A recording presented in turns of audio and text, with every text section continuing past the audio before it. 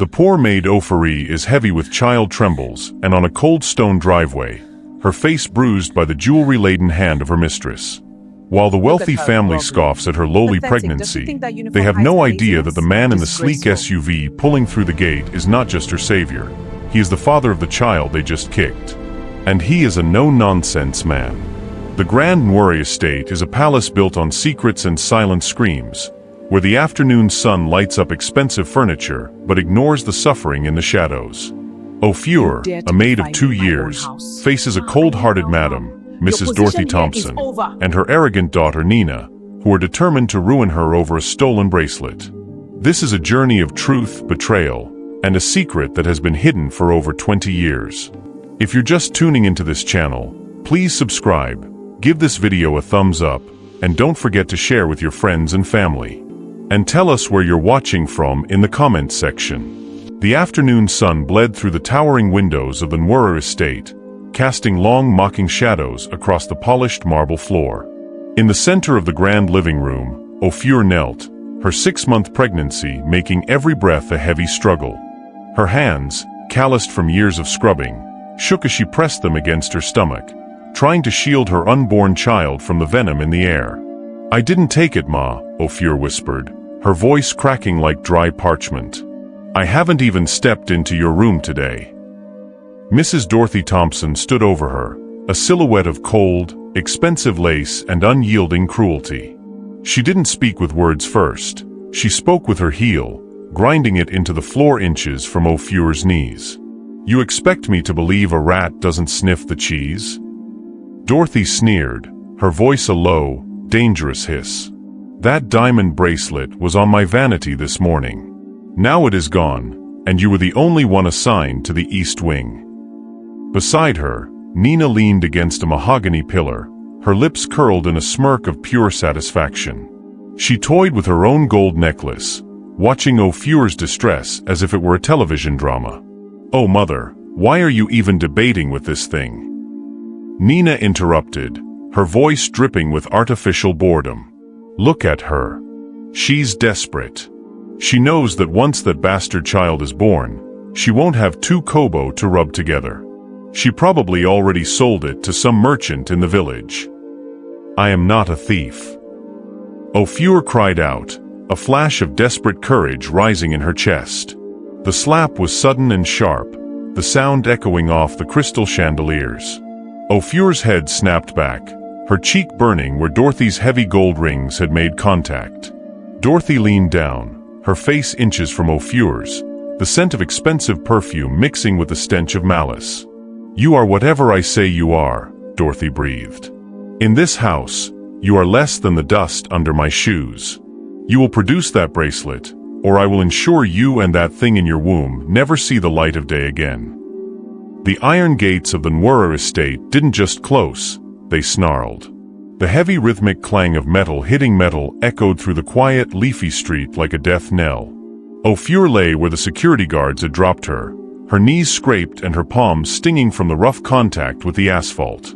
For a moment, she couldn't breathe, the weight of her 6-month pregnancy making every gasp a struggle against the rising tide of panic in her chest. Behind those bars, her meager belongings, the few clothes she owned and the ultrasound picture she tucked under her pillow, were being trampled or thrown into the trash by Nina and the sneering maids, Stella and Cecilia. She looked up at the towering perimeter wall, capped with jagged glass and electric wire, and felt the crushing weight of her own insignificance. To Mrs. Dorothy Thompson, Ophir was less than the dust on her expensive Italian shoes. She was a thief, a liar, a disgrace to be purged from the sanctuary of the wealthy. The accusations of the stolen diamond bracelet still rang in her ears, a calculated lie designed to strip her of her dignity before casting her into the wilderness. Ophir dragged herself to the curb, sitting heavily on the concrete. The afternoon sun was relentless, beating down on her unprotected head as she clutched her protruding belly.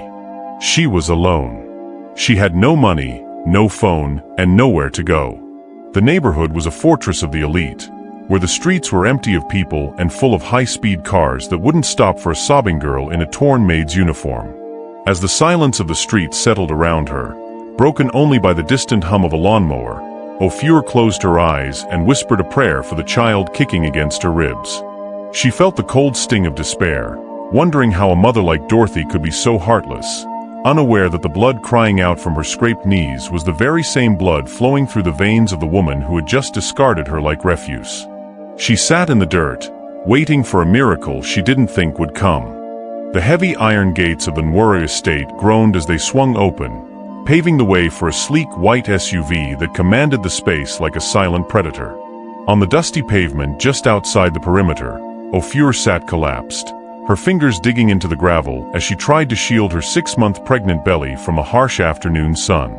She had been stripped of her dignity, her uniform torn at the shoulder from where the security guards had handled her roughly. Behind her, Mrs. Dorothy Thompson stood at the threshold of the mansion, her arms crossed over her expensive lace wrapper, a sneer of triumph etched into her face. "Don't you ever show your face near these walls again, you thieving wretch!" Nina shouted from behind her mother, tossing a small bundle of Ophir's meager belongings into the dirt. The SUV came to a sharp, aggressive halt. The engine cut out, and for a moment, the air was thick with a sudden, suffocating silence.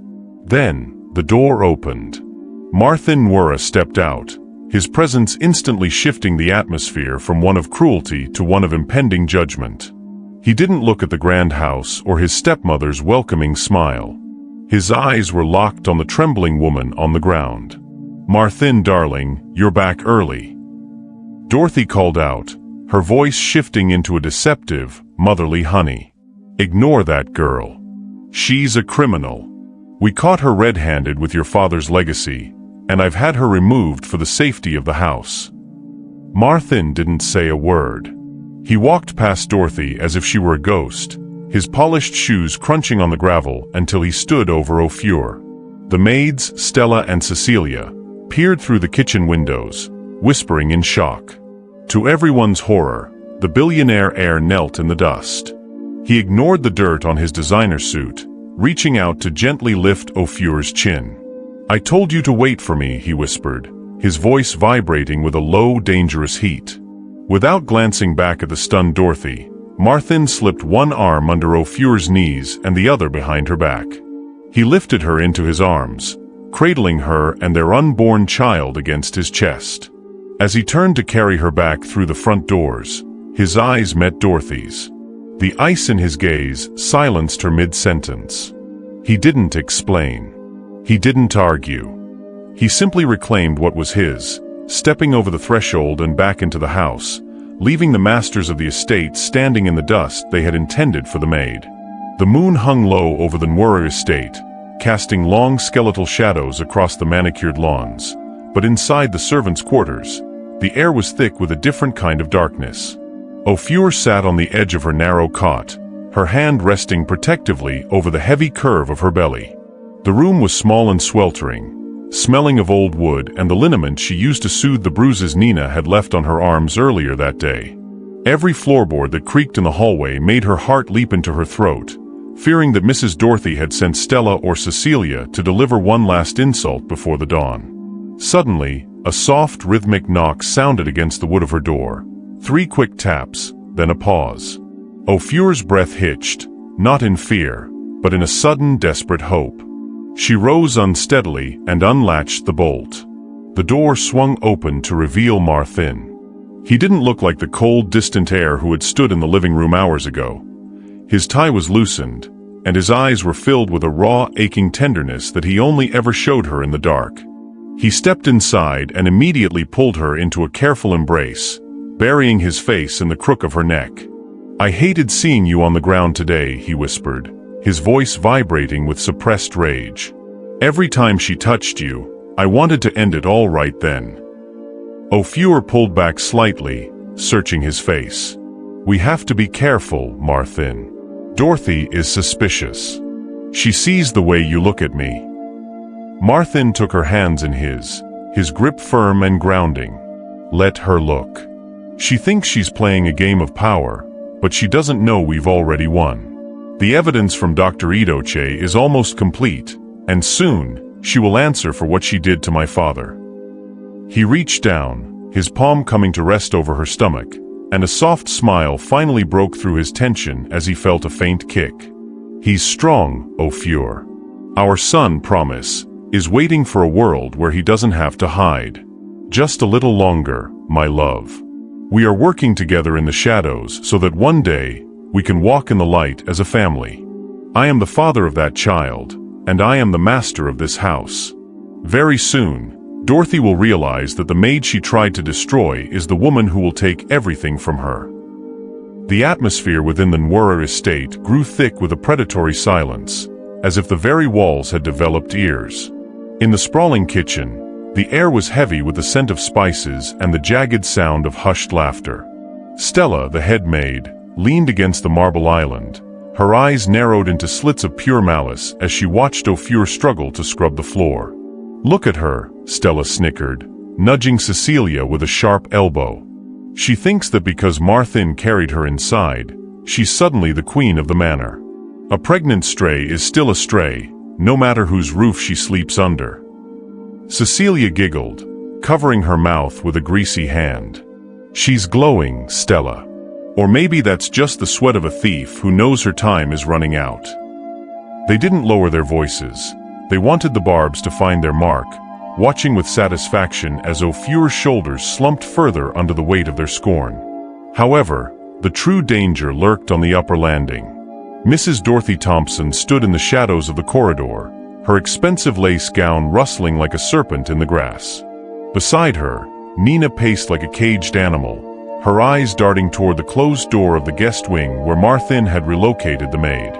"She's up to something, Mom," Nina whispered, her voice trembling with a mix of fear and fury. "I saw Marthin heading toward the servants' quarters last night. He isn't just protecting a maid, he's protecting a secret." Dorothy's face remained a mask of cold, calculated stone, but her fingers gripped the banister until her knuckles turned white. She watched Ophir from above, tracking every movement, every breath, and every suspicious glance the girl exchanged with Marthin. The house was no longer a home, it was a labyrinth of surveillance. Every corner Ophir turned, she found Dorothy's icy gaze or Nina's spiteful glare waiting for her. They were no longer just waiting for a mistake.